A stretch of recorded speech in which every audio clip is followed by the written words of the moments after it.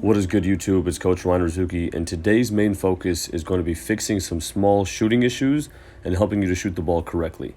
Now, the first thing I'm going to do is I tend to split my index finger and my middle finger on the middle of the ball. I also don't mind if you have just your index in the middle of the ball.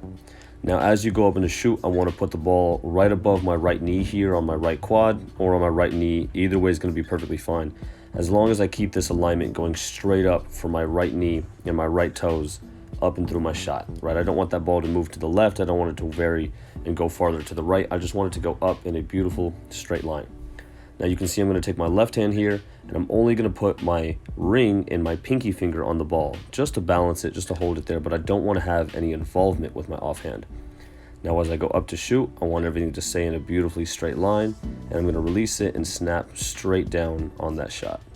You can notice a window right here where I can see the ball, my hand, my elbow underneath it. I release it with one hand, and you can also see that it comes off of my index finger at the end.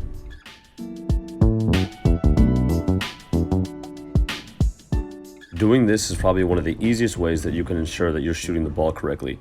I'm going to show you a couple things and a couple errors that I often see a lot of players make, and I'll show you a few different ways to fix them.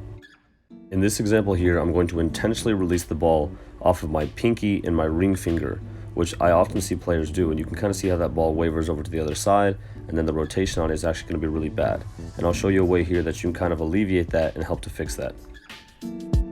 You can completely remove your ring and your pinky finger from the shot. So just using your middle, index, and your thumb, you will put those three fingers on the ball correctly, and then you will go up into the shot, just working on making sure that you're snapping the correct fingers every time and getting good rotation on the ball.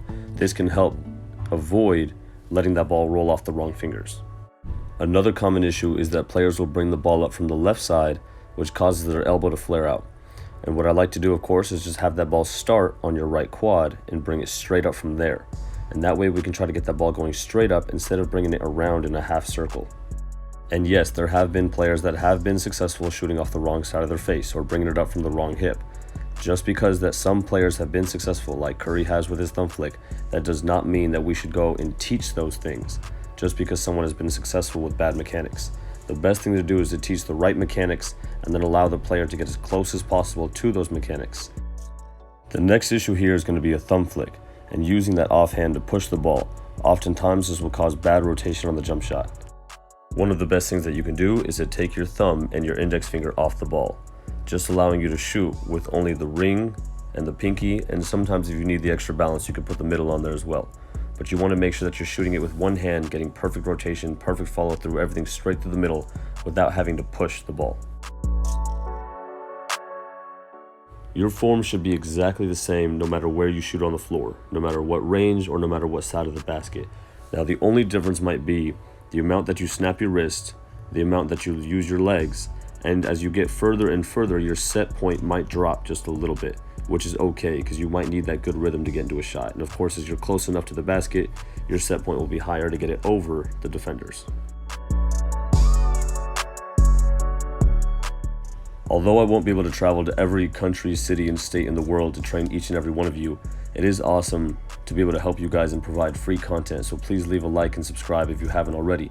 And for those of you who DM me on Instagram asking about shooting breakdowns, again, it is not free, but it is fairly cheap and it's well worth it to help you to fix your shot forever. If you want to DM me at R2Bball, I'll do my best to respond and let you know about the cost of it.